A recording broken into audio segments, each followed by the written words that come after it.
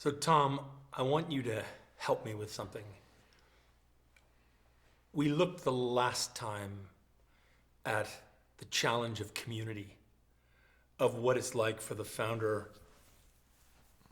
the hero, heroine, to overcome the ordeal and be the bearer of wisdom, the holder of tools, the seer of sights that others have not seen.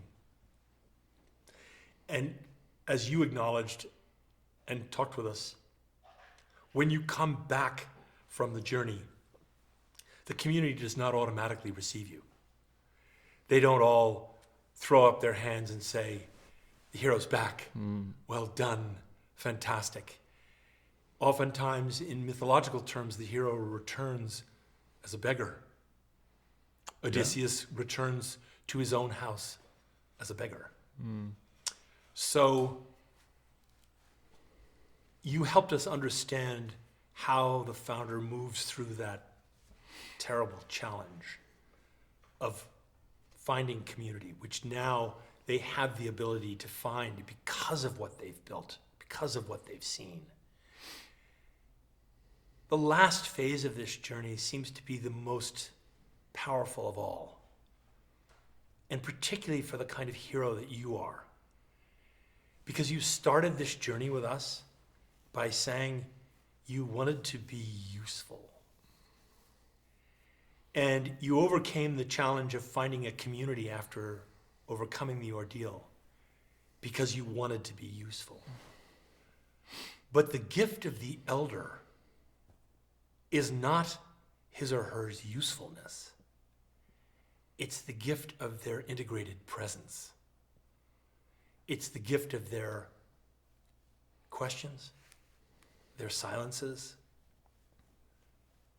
And as I looked back through your journal and a lot of your work, I saw the language of eldering all through this. You understood the value of silence as a commander. You wrote about it. Can you talk to us about, and let's agree that you will remain resistant to the notion that you are now an elder. You're not going to presuppose that. I'm presupposing that as an observer who knows you well, seen you in action. This episode is the gift of the elder. Let's start with, what is the elder's gift? Whether it's you or anyone else, what is the elder's true gift?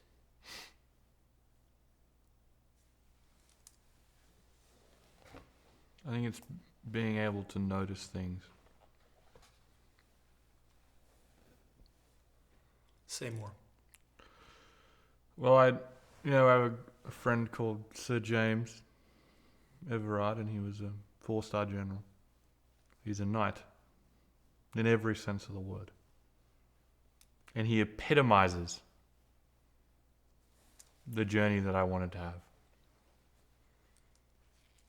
but was never destined to.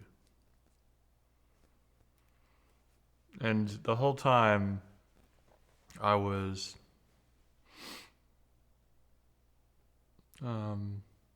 as a founder or a CEO, I really rejected the notion that I was a founder.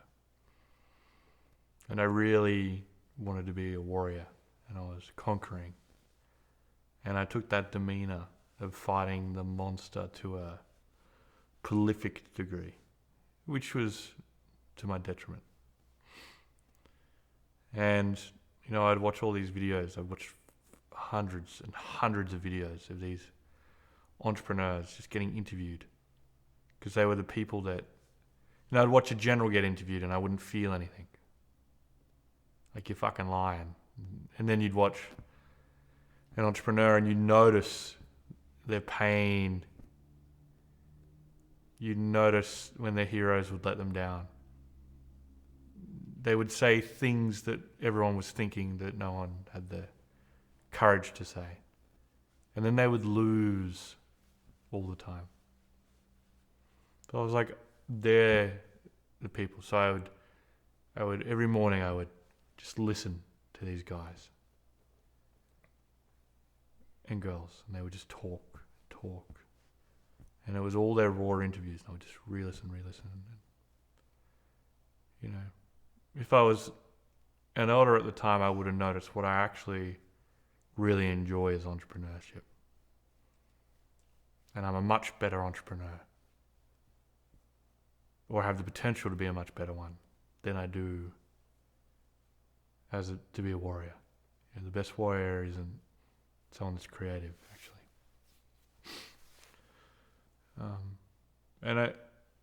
And noticing, I realize is a thing, because I meet my now wife, and I don't really have anything to do, so I go work on her gym, and I help her move things, build things, you know, and I'm seeing people come in,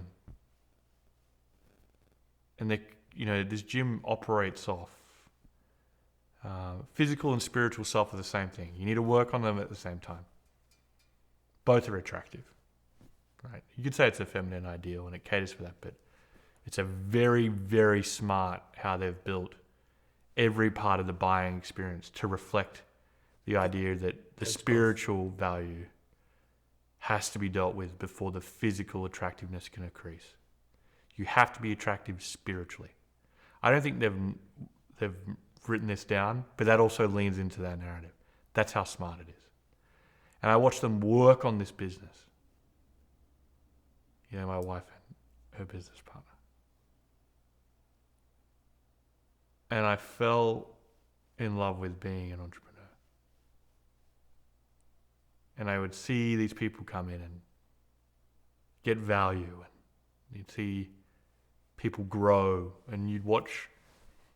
Yeah, I would say they're two of the best entrepreneurs I've met. They wouldn't believe me. They never believe me when I tell them. But I noticed that I really, really, really like this. And it's really, really nice to work with my hands on this building. And it's really, really nice to contribute to something that someone's built or is building. And that's when I was like, you know, maybe I wasn't a warrior. Maybe, you know, I wasn't destined to be Sir James. And I should just leave that behind. Because I did a lot of things to be the best in spite as a warrior. But every moment as an entrepreneur, I notice more and I learn more. And it's exciting. So, her and her gym taught me that. She knew that too. She would make me come to class. So why don't you come to class today? It's like I was pretty physically fit. And she's like, why don't you come to class? I was like, why is she making me come to spin class?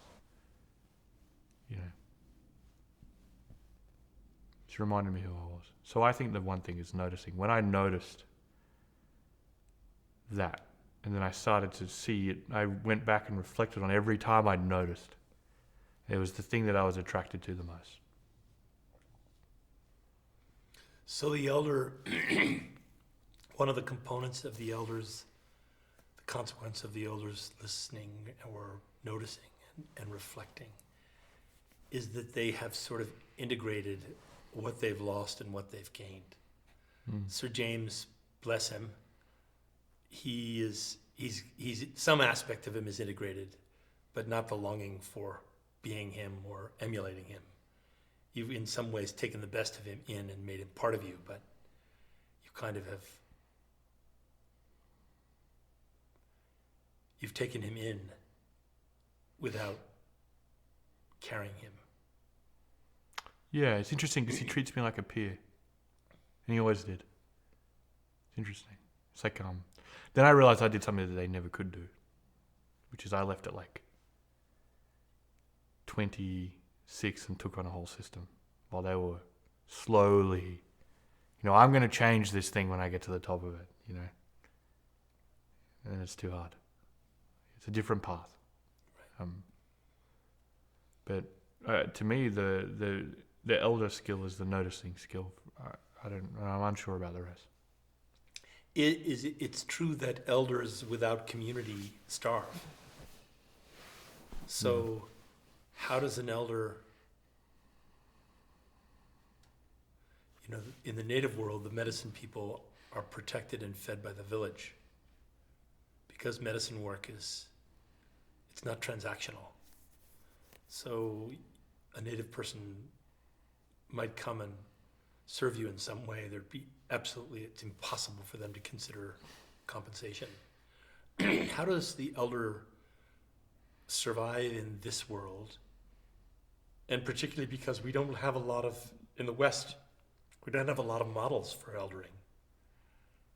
What is the elder's journey?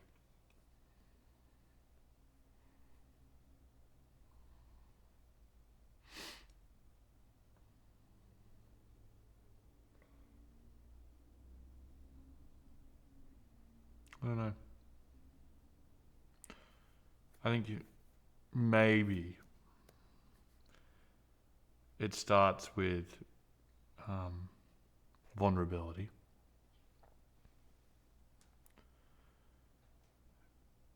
And it gets to teaching. And if you do those two things right, you might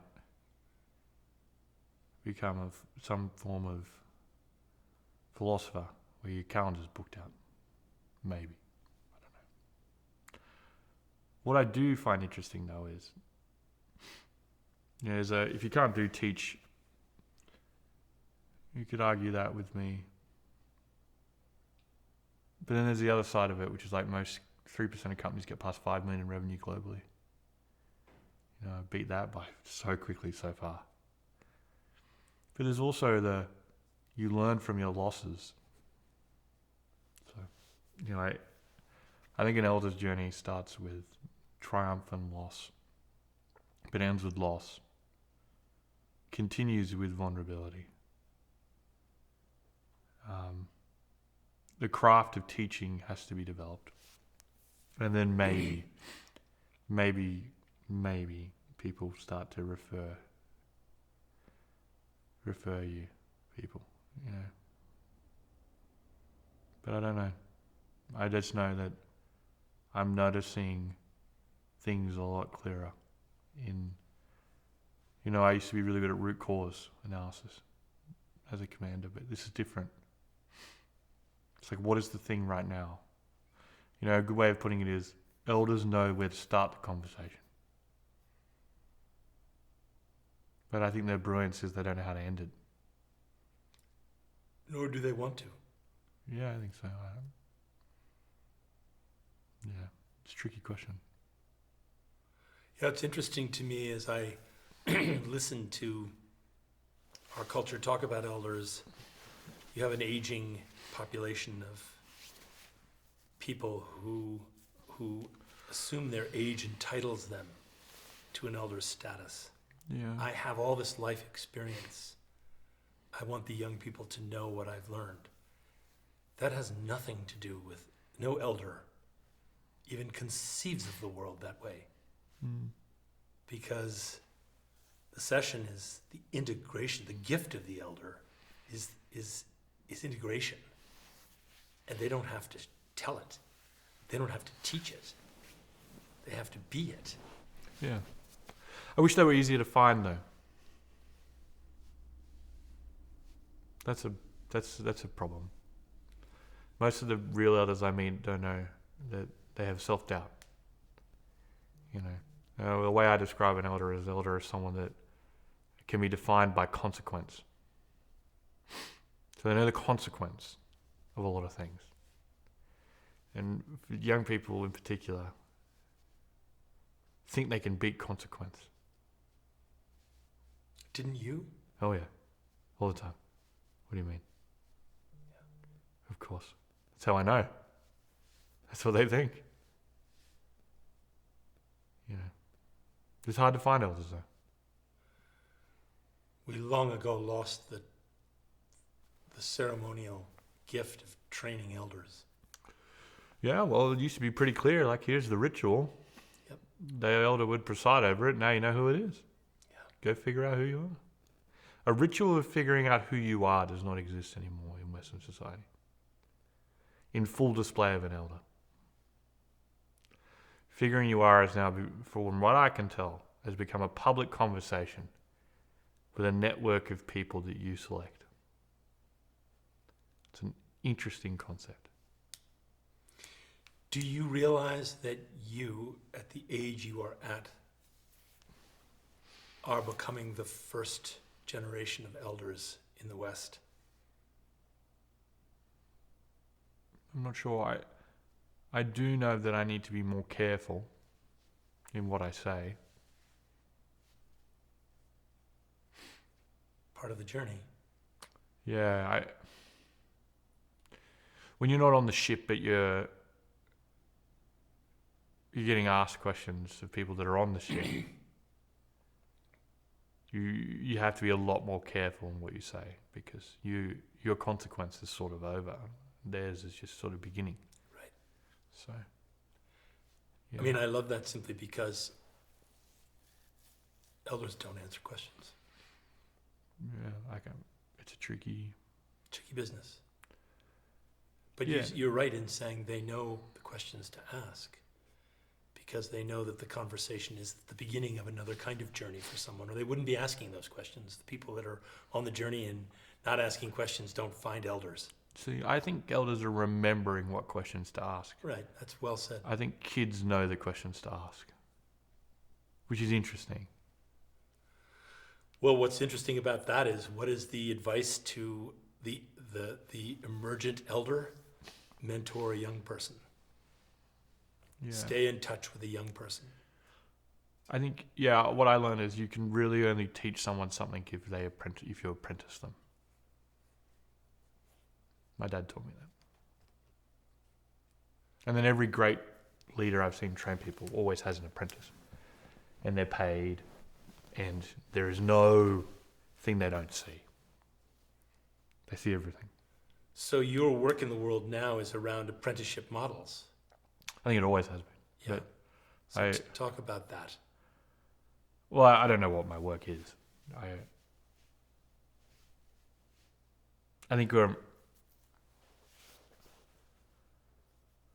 I know who I need to talk to, but I don't know what they need yet. We're figuring that out. And how will you figure that out? By talking to them. It's really interesting. Like, we're starting to see people watch and watch and watch and watch, and maybe like the 10th time they watch, they ask us for a conversation. So counterintuitive to me, because I never did that. Then I started to think about, I was thinking this the other day, every founder that came into my office, I would provide an opportunity to. You know, there's this elaborate story this lady wrote about how she was going to lose her house, and then she had this daughter, and she couldn't get any funding, and you know, it was like a 15-minute meeting, and she's talking to me about this whole national security, you know. Effectively what she was saying is, there are no women in our national security policy writing. And I go, that's really interesting. Tell me more about that. And she maybe spent another 10 minutes stumbling through. Because, you know, it takes a long time to figure out. I said this to someone the other day. It takes years to pitch what your idea is. It takes years to talk about it. So you're stumbling through, and then I was like, I'm going to go out on a whim here, and I'm just going to say, I agree with you. We need more people talking about our national security problem. It's such a big part of the budget. It's the same people. It's the same families. I don't care what you do with it. How much money do you need? And she just said, oh, I need this much. I go, here's double it. Go for it. Good luck. And walked off. And I looked across at Tom and I said, go make it happen. It's important. Little did I know that the whole thing changed what she did. And, she never told me. She told all these people around me about it. Never told me. She'd written me this whole letter, never sent it to me. But then I started to think about this problem. And the problem is, I kept helping all of these founders, and they'd always ask me what I wanted, and I just didn't want anything. So I thought everyone was like that. You know, everyone in this sort of entrepreneurial community is, you know, you're an entrepreneur, I'm an entrepreneur. Let's just let's take the system on. Like, okay. Right. But it's not true, actually. It's because they're so distrustful. They have a lot of people tell them things that they're going to do and they don't do it. So what I worked out is like, we're going to have this meeting like 10 times or 15 times. And if I don't see anything wrong with your character, then we're just going to get through it. And that was a really interesting thing to learn, because it means that people really aren't telling me what they need yet. So. And are you telling people what you need?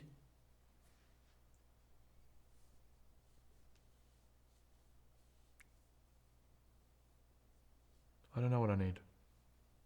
So how can you expect them to tell you what they need? It's a really good point.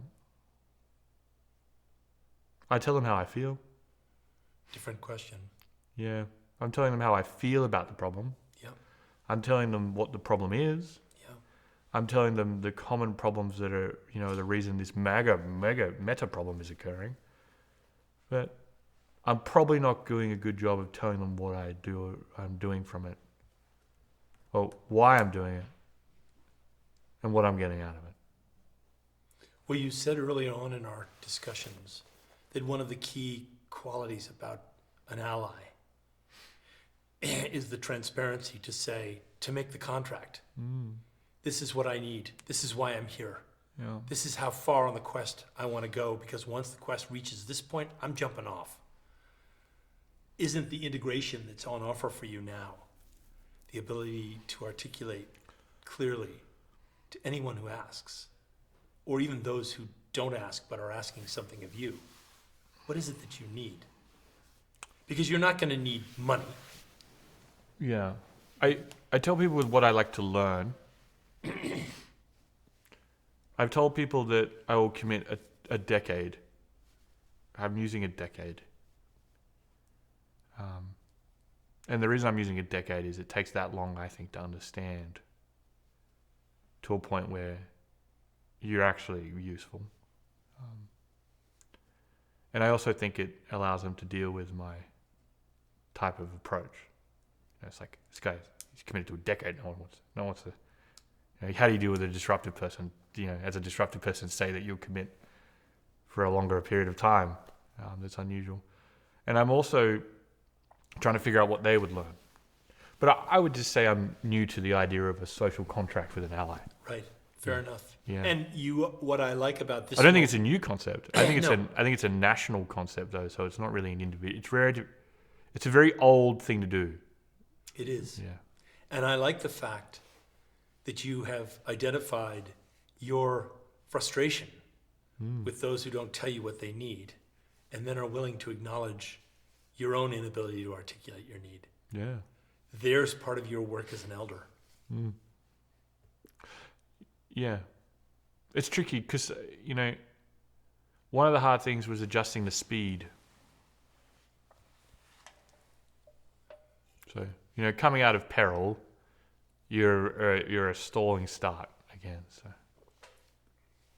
Yeah. Say that again. So Coming out of Peril. You're not out of Peril and then like there's no.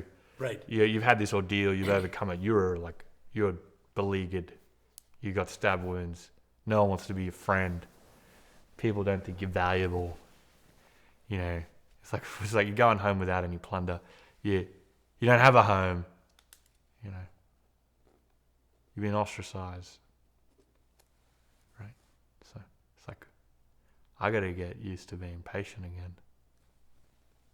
And then I got to get used to moving methodically. Because all of these people are not moving at speed because I'm not credible to them yet. And why, after you've made this journey, are you not credible to them yet? Because I'm probably not telling them what I need. Right. Beautiful. Yeah. I believe you when you want to be alone. Because you are wounded. Sure. And hurt, and you need to regroup. But I met you at a singular moment in pain, and I never ever lost sight of the fact that you were still coming. You were still coming in. You know, you had a chance to go see the boss of bosses at Pearson, and a stranger says to you, don't go to London and see the boss at Pearson. Come to San Antonio and spend some time with me tomorrow. And you say, okay. Yeah. That fast. Yeah. That immediate. Mm. You sent Tom, knowing full well what that meant to your process. But you were in the heart. I know full well what it was going to lead to too. Sure. Yeah. Sure. But you didn't hesitate. No. And the consequence of that has been extraordinary for all of us. So I think the challenge of the community, the return from the community is this, I had to get, I had to move methodically. I had to be patient again. I had to wait, right? It's not like the conquering hero. In fact, it's almost more painful because no one really wants to hear what the fuck you've learned. And I think to come back to the integration of the elder, it can only happen when you've begun to find your community. You yourself have said it's hard to find requirements for the elder, but as the community grows, your voice grows. Not because you're teaching anybody anything, but because people can think around you. They can be wrong around you. You're growing more patient. You're listening better. I've seen that change over the course of the last 9-10 months radically. So I guess my question to you is, how do you flourish as an elder? I'm pretty sloppy right now. Yeah.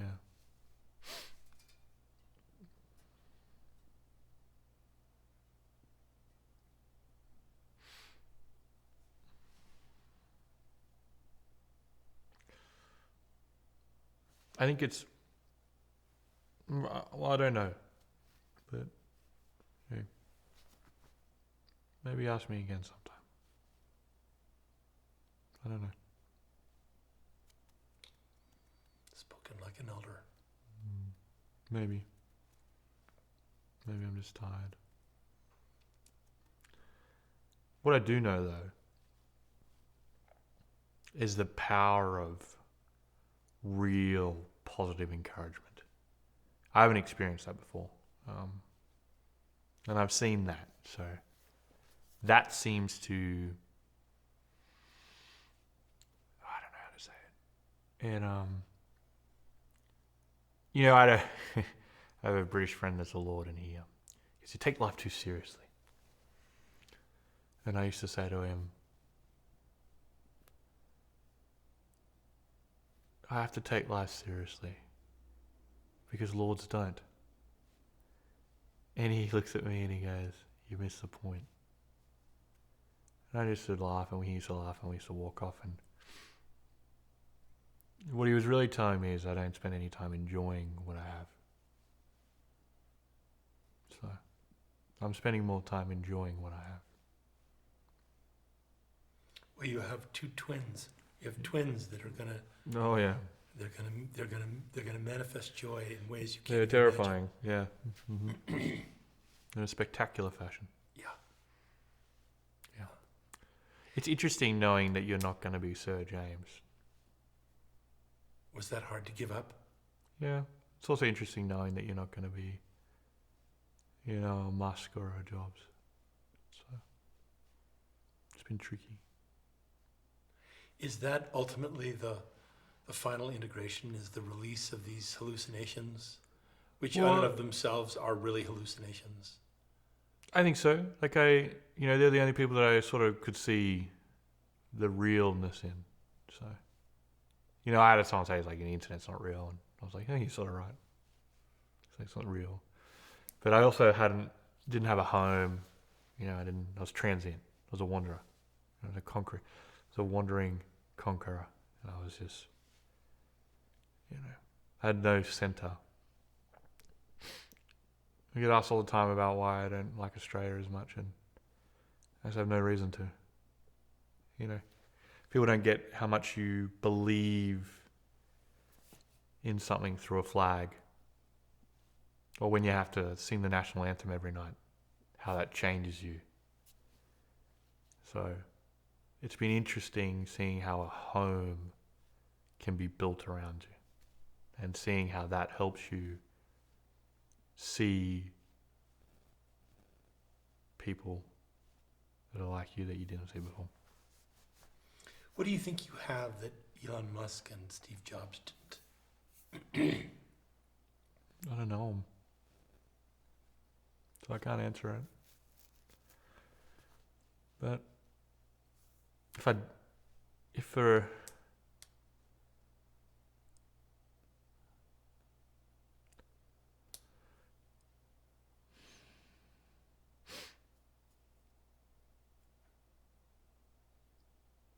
I don't know. I do. Right. Faithfulness. What does that mean? It means that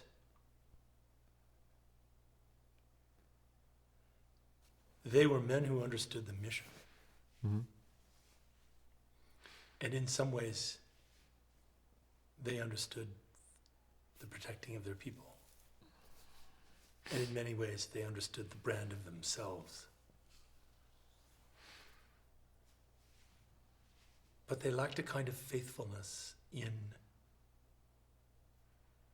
life. Yeah. You can feel in their brilliance, in their insight, their extraordinary gifts, which far surpass so many of us. You can still detect an absence of faithfulness. Yeah. Maybe they're afraid of love. And you're not. Oh. You have been. I'm not afraid of addressing it, I think. Yeah. I think they want it. But ultimately, it seems to me, the hero's journey that you have been on is remembering the power of your capacity to love. The faithfulness. When a allied person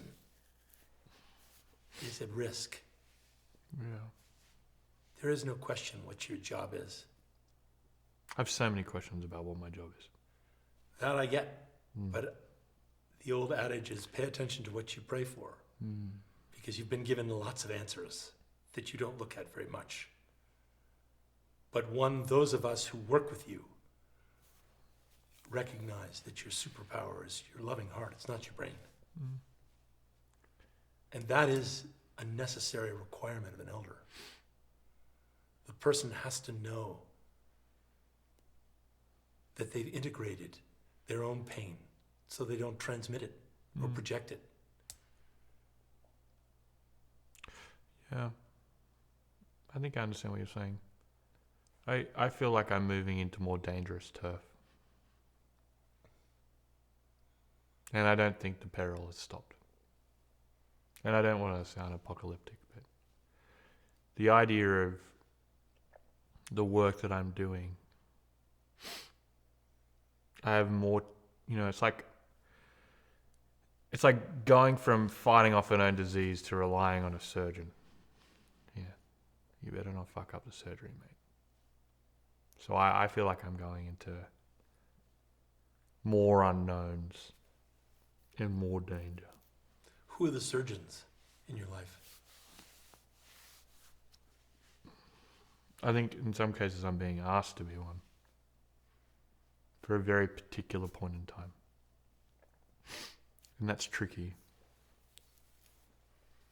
And are you being asked to operate on yourself or on others?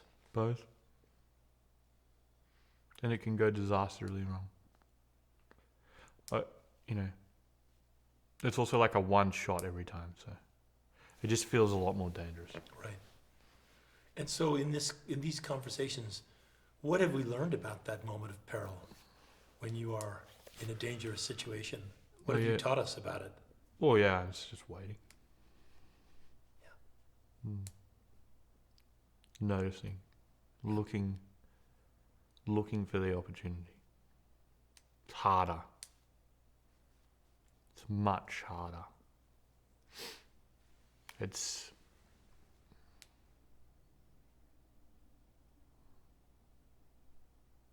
something's coming, though. Not for just me. I'm not sure the people around me are ready for it. I'm ready for it, though. That's what I now know. And they were able to target the personal part of me. They can't do that anymore. So, good luck. Good luck. That gap has closed. So it'll be interesting. But it is more dangerous. So how would you sum up these conversations? In what manner? What have they been about?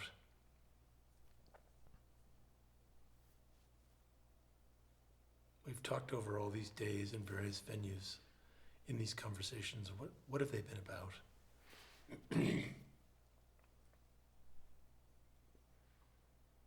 I think at a really core level that the founder's journey and the hero's journey are the same thing. That you can't avoid it. That you're unemployable. And it has real consequence. And that's okay. What else are you going to do? But it doesn't need to be a lonely one. You can just find better partners. That's, I think, what I'm trying to tell people.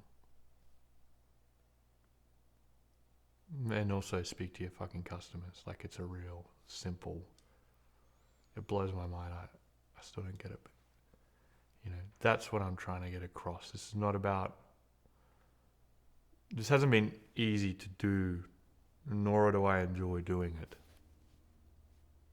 And that's not a woe is me comment. It's just, this is just not easy to do.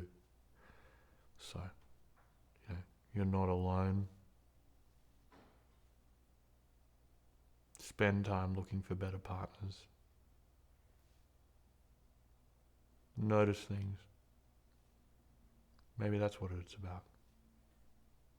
What has it been about for you?